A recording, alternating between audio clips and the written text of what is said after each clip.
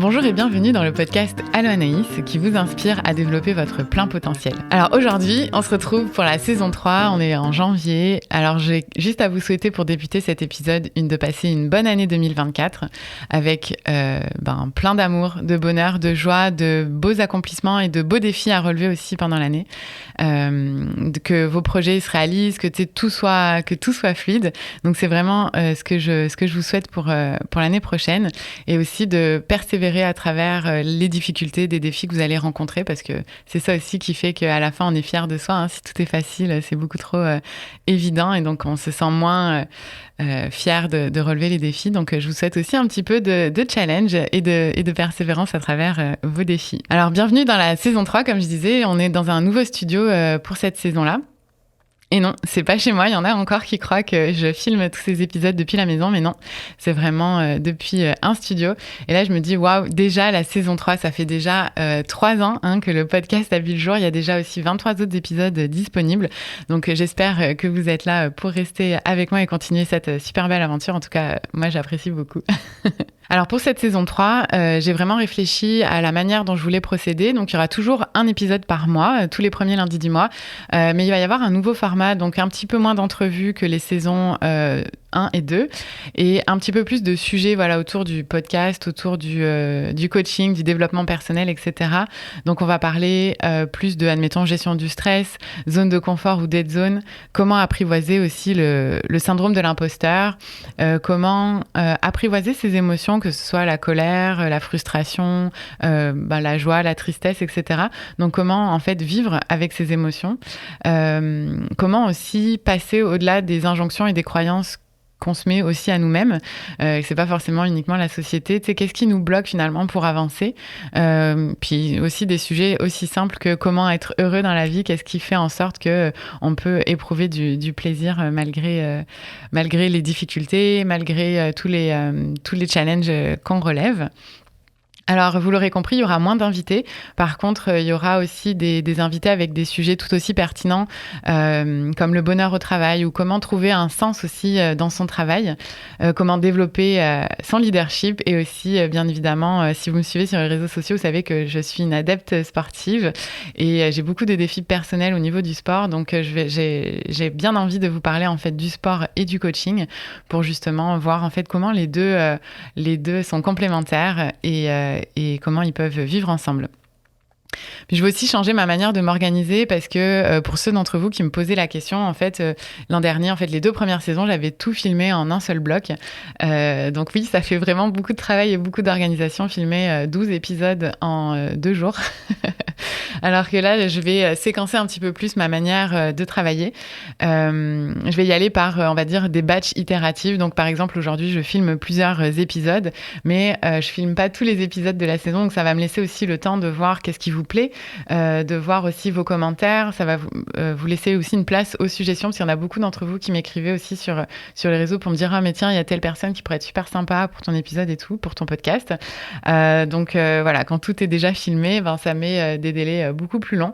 Donc voilà. Et puis aussi sur Spotify, si vous n'avez pas vu, il y a une nouvelle fonctionnalité qui a été déployée l'an dernier.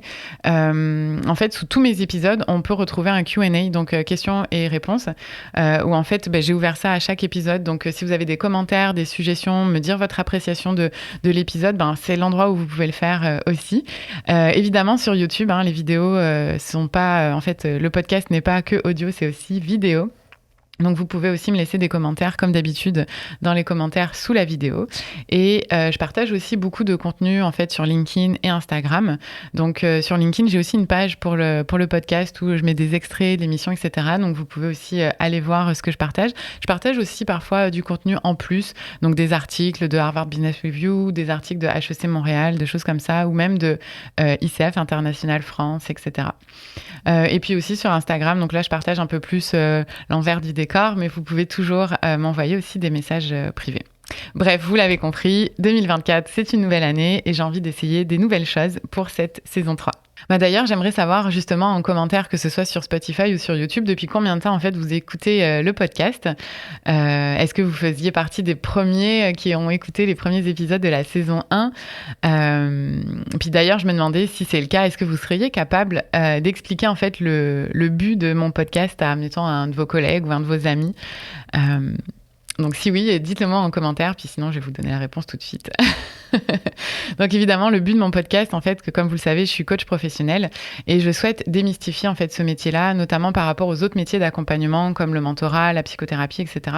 Donc c'est vraiment différent et moi j'ai appris tel que c'est encadré par ICF, donc qui est l'Association internationale des coachs. C'est une fédération qui rassemble les coachs, qui agit un petit peu comme un ordre professionnel qu'on pourrait retrouver par exemple pour les ingénieurs ou les architectes, en tout cas au Québec. Et donc voilà, ça régit un petit peu les formations, les compétences, on a des examens à passer, etc. Puis une fois que la certification professionnelle est acquérie, en fait, on continue constamment de s'améliorer à chaque 3 ans. On continue à développer des compétences et à aller de l'avant avec ça. Puis la raison pourquoi j'ai lancé ce podcast aussi, c'est vraiment pour démystifier en fait le coaching, qu'est-ce que c'est, parce qu'il y a pas mal de confusion aussi par rapport au métier de coaching. On parle beaucoup aussi de coach de vie. Il y a presque une utilisation abusive du terme coach, hein. Et puis c'est parfois sans mauvaise intention derrière, hein, mais par exemple on va dire on est coach, je sais pas moi, de style vestimentaire, on est coach sportif, on est coach de vie. Et voilà, souvent en fait il y a des... Le terme est mal utilisé. Donc, c'est pour ça que voilà, j'ai créé ce podcast-là. Et aussi, je tente aussi de vous inspirer avec différents sujets proposés, comme je vous ai mentionné un petit peu plus haut. Et les saisons 1 et 2, il y avait vraiment aussi beaucoup d'invités très intéressants, donc des entrepreneurs qui sont venus discuter un petit peu de leurs défis, comment ils les ont relevés, etc. Donc, au niveau du récap de Spotify, parce que maintenant, j'ai vu que Spotify fait le récap, mais pas que pour la musique, ils font aussi pour ceux qui possèdent un podcast. Donc, j'ai pu apprendre pas mal de choses sur vous.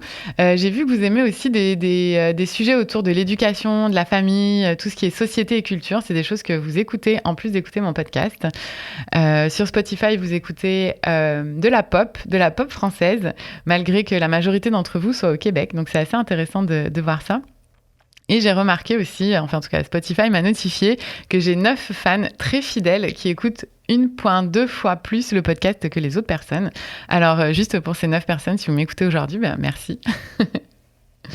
Et généralement, le podcast, il est partagé 1 fois sur 3. Donc ça, c'est aussi intéressant de voir que c'est quelque chose qui vous intéresse, que vous partagez à quelqu'un de votre entourage. Alors, je vous lance un défi pour 2024, c'est de partager à chaque fois que vous écoutez l'épisode, donc 1 fois sur 1, donc à 100%, à chaque fois que vous écoutez l'émission, de partager au moins une personne de votre entourage ou quelqu'un à qui ça pourrait intéresser ou être potentiellement pertinent. Puis si tu l'as déjà fait, si tu as déjà partagé mon podcast, dis-le moi en commentaire, comme ça je vais peut-être découvrir qui sont ces 9 fans qui me suivent depuis le début. J'ai aussi également noté la note du podcast depuis le début, c'est une note de 4,9, donc franchement merci beaucoup. Donc je vous encourage à continuer à donner 5 étoiles à l'émission si c'est quelque chose qui vous intéresse. Bon mais voilà, donc là j'ai parlé du podcast, j'ai parlé de l'émission, j'ai parlé un petit peu de mon processus, etc. Mais maintenant, et vous, qu'est-ce que vous avez prévu pour 2024? C'est quoi vos objectifs de 2024, hein? En début d'année, souvent on se positionne, on se pose des questions, on fait un récap sur l'année, un petit peu comme je viens de faire avec le podcast. Et là en fait, c'est la nouvelle année, on a 12 nouveaux mois qui se présentent devant nous, 12 nouvelles opportunités potentielles, enfin pas que 12 d'ailleurs, mais voilà, moi j'aime bien aussi choisir un mot, qui va définir un petit peu l'intention de l'année. J'aime ça choisir ce mot-là parce que ça donne un espèce de focus, un alignement, des fois on se perd un petit peu en chemin. Pour le podcast, cette année, en 2024, j'ai envie d'utiliser le mot croissance. J'ai vraiment envie d'explorer, d'aller plus loin, de vous entendre aussi par rapport à ça et de partager encore plus. Donc le mot vraiment pour 2024, pour le podcast, ça sera croissance. L'année 1, c'était exploration. C'était nouveau pour moi, j'avais jamais fait ça. Oui, j'avais déjà fait plein de vidéos sur YouTube, mais le podcast en tant que tel, c'était vraiment nouveau. Donc, c'était plus exploration. La saison 2, c'était plus développement, tu vois, plus d'invités, plus de sujets, plus de thématiques autour de l'entrepreneuriat avec des entrevues hyper enrichissantes. Donc, vraiment un côté plus de développement. Et pour cette année, la saison 3, croissance. Alors vous, quel est votre mot? Dites-le moi en commentaire, que ce soit sur Spotify ou sur YouTube. Réfléchissez-y, prenez un pas de recul, un moment pour vraiment définir ce mot qui va vous suivre toute l'année. Alors, les objectifs 2024, en coaching, on fonctionne beaucoup par objectif. En fait, quand vous venez me voir, la première séance, c'est pour déterminer un objectif. C'est vraiment votre montagne à gravir. Est-ce que vous voulez choisir l'Everest, les Pyrénées, le Mont-Royal? Quel mont vous voulez atteindre? Quelles difficultés vous voulez surmonter? Donc, c'est vraiment quelque chose qu'on regarde en coaching. Et je trouve aussi c'est intéressant de voir quels objectifs personnels et professionnels vous voulez vous donner pour 2024. Parce que je crois profondément que si on ne met pas d'objectif en place, ben ça reste un souhait, ça reste un rêve, quelque chose qu'on se dit, ah tiens, ça serait bien un jour de faire, je sais pas moi, d'apprendre à parler en public. Ça, c'est vraiment un truc, par exemple, que j'aimerais, ou admettons, je sais pas moi, faire une première course officielle. Tu sais, des fois, des choses auxquelles on pense, mais ça reste du domaine du souhait et jamais du domaine du réel, alors que vraiment, quand on pose un objectif et qu'on s'engage à atteindre cet objectif-là, ça devient vraiment puissant. Tu sais, on va voir souvent, en début d'année, plein de personnes qui s'inscrivent au gym, voilà, parce que c'est après les fêtes, on a bien célébré, etc. Et finalement, cet engouement, il dure pas, il s'en va en fait au fil des semaines, et dès le mois de mars, il y a quasiment plus personne à la salle de sport. Mais pourquoi en fait? Parce qu'il n'y a pas vraiment d'objectif en arrière, de défini. Tu sais, c'est quoi le but d'aller à la salle de sport? C'est quoi? Pourquoi tu fais ça? Qu'est-ce qui te motive à y aller? Et si vraiment tu trouves cette chose qui te motive au fond de toi, ou que ce soit pour la salle de sport ou commencer un nouveau sport, par exemple la course à pied, ok, mais si admettons tu commences la course à pied en 2024, mais dans quel but? Pourquoi tu fais ça? Qu'est-ce qui te motive? Est-ce que tu veux te dépasser? Est-ce que tu veux, je sais pas moi, apprendre à avoir une meilleure endurance? Est-ce que tu veux augmenter ton VO2 max? Est-ce que tu veux juste essayer pour le fun, socialiser? C'est quoi vraiment le but en arrière de ça? Donc vraiment de creuser, de dire, ah ben moi cette année, je voudrais faire un truc, et puis tu le fais jamais, puis ça reste une wishlist au Père Noël qui se réalise jamais. Donc vraiment de mettre de l'intention dans qu'est-ce que tu souhaites accomplir pour l'année. Donc en premier lieu, un mot pour définir un peu ton orientation, puis après, un objectif pour y aller de manière plus concrète et plus déterminée. Parce que je pense qu'on doit conduire la voiture de notre vie et de choisir le chemin qu'on souhaite emprunter. Je pense qu'on est le personnage principal de nos vies, donc si on ne détermine pas qui on veut être, qu'est-ce qu'on veut faire, c'est dommage, je trouve, de le laisser aux autres, alors qu'on a vraiment le choix. Et ce choix-là, ça commence vraiment par déterminer ce qu'on veut, le prochain défi, la prochaine montagne à gravir. Et puis c'est un peu comme tout, en fait, que ce soit en sport, en musique ou dans n'importe quelle autre pratique, c'est la même chose. Si t'as pas d'objectif, ça fonctionne pas. Puis ça peut être un objectif professionnel et ou personnel, on peut aussi mettre les deux. Alors, un objectif, vous en avez sûrement au travail, vous en avez sûrement aussi à l'école, à travers même des modules d'apprentissage pour une formation professionnelle. C'est facile à dire, mais c'est moins facile à faire et à mettre en place. Alors, si vous avez étudié dans une école de gestion, vous savez sûrement ce que veut dire l'acronyme Objectif SMART. Donc, c'est quelque chose de spécifique, de mesurable, atteignable, réaliste et avec un espace-temps, une détermination de temps par rapport à l'objectif. C'est aussi une technique que j'utilise pour déterminer l'objectif en coaching dans la première séance avec mes clients. Parce que c'est quelque chose de plus précis, qui donne plus de chances de succès. Le plus tu vas être précis, le plus tu vas pouvoir réussir à atteindre ton objectif. Alors que si t'es vague, admettons, genre 2024, commencer à courir. Ok. Mais encore, qu'est-ce que tu veux dire exactement? Qu'est-ce que tu veux faire comme distance? Est-ce qu'il y a un temps précis que tu veux faire? Est-ce qu'il y a une course sur laquelle tu veux t'inscrire? Est-ce que tu as une date? Ça va te déterminer. Ça va déterminer après ton plan d'action qui va découler finalement de cet objectif-là. Voilà. Enfin bref, je trouve que déterminer vraiment un objectif SMART, ça va te permettre de déterminer ta portée, de dire ok, c'est ce point-là que je veux développer. Ou tu sais, par exemple, si tu as une maison, que tu veux faire des travaux, que tu as acheté un appartement, ok, mais tu veux mettre l'accent sur quelle pièce en premier, tu sais, quel est le résultat que tu souhaites obtenir exactement, tu sais, de vraiment définir une vision claire. Tu sais, admettons, si je reprends encore l'exemple de la course, tu souhaites être dans quel état, admettons, à la fin de ta course? C'est quoi est-ce que tu veux je sais pas moi, ressentir de la fierté? Est-ce que tu veux finir cette course-là? Dans quel état tu veux être? Est-ce que tu veux être épuisé à la fin de ta course parce que tu veux te donner à fond? C'est vraiment de regarder ça. Puis je vais vous donner des exemples d'objectifs parce que souvent, les gens, ils ont envie de faire du coaching, mais ils se disent « Ah, mais je sais pas trop quel objectif je peux faire, c'est un petit peu flou, etc. » C'est normal. Et c'est pour ça d'ailleurs que la première séance en coaching que je fais avec mes clients, c'est de déterminer cet objectif-là pour vraiment creuser jusqu'au bout. Puis souvent, ça prend 1 ou 2 séances d'1 heure pour déterminer vraiment de manière précise le résultat souhaité à la suite de cet objectif. Donc, je vais vous donner quelques exemples. Donc, encore une fois, par rapport à la course, ça pourrait être, admettons, courir le marathon de Montréal en septembre 2024 en moins de 3 heures. Donc ça, c'est un objectif qui est spécifique. On parle d'un marathon, d'une course en particulier. On a une date, on a une cible en termes de temps aussi à atteindre. Mais ça peut être aussi professionnel. Par exemple, obtenir un poste en gestion d'ici mai 2024. Ou encore, d'ici le 30 mars 2024, avoir 300 nouveaux clients satisfaits des services tels que prévu. Ou encore, d'ici le 30 juin, avoir maintenu un taux de fidélisation des employés à 100%. Ce qui peut être assez challengeant vu la période actuelle. Ou alors, ça peut être, par exemple, avoir éliminé 5 barrières à la performance identifiées dans mon équipe durant le prochain trimestre.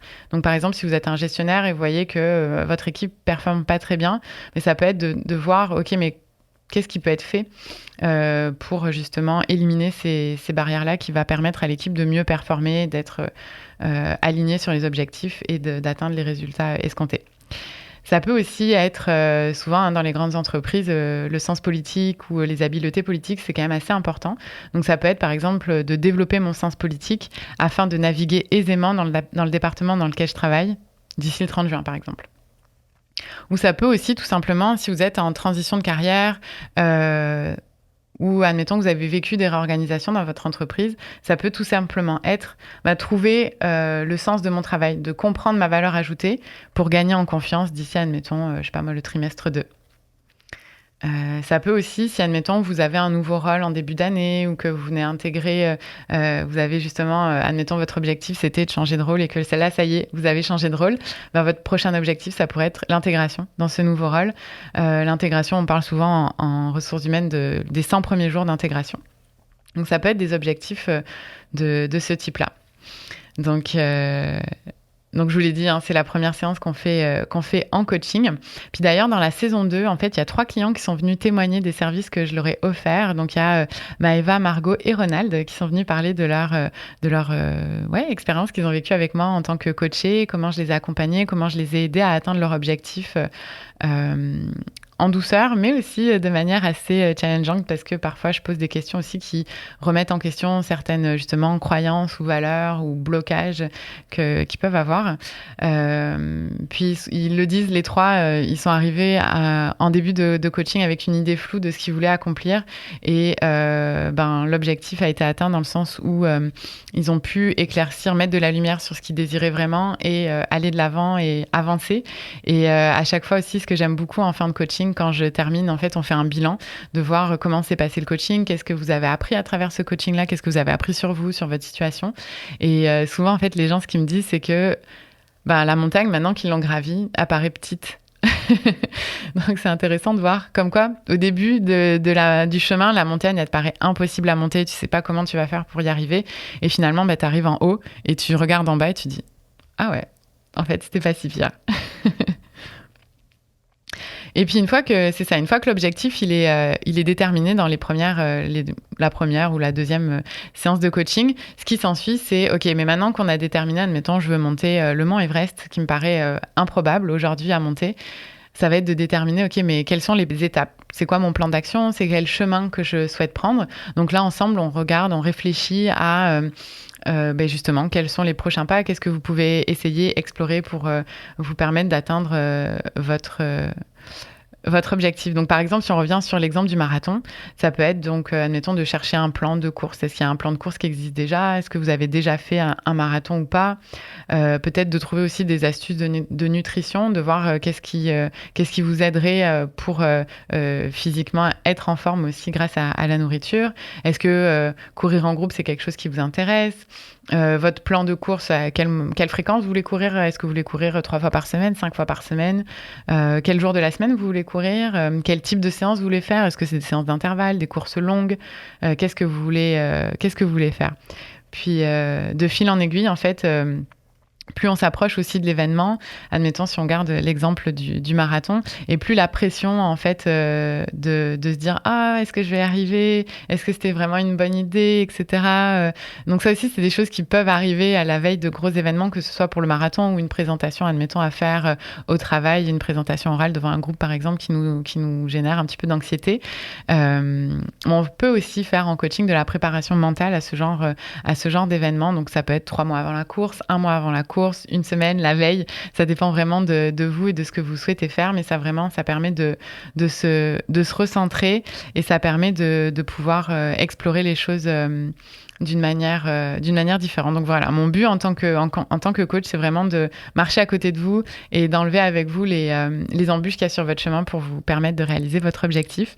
Donc je vous souhaite pour 2024 de déterminer un objectif qui vous plaît, qui vous challenge, qui soit assez... parce que parfois on a tendance à se mettre des objectifs un peu trop faciles parce qu'on veut être sûr de pouvoir l'atteindre. J'ai envie de vous mettre au défi de faire un objectif que vous avez jamais encore osé faire cette année 2024. Osez essayer, osez vous mettre en avant, osez faire les choses différemment, parce que si on répète tout le temps la même chose, finalement on n'apprend pas.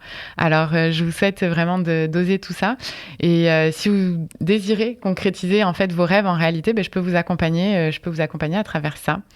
Alors réfléchissez-y, regardez qu'est-ce que vous souhaitez faire en 2024, qu'est-ce qui rendrait cette année mémorable pour vous?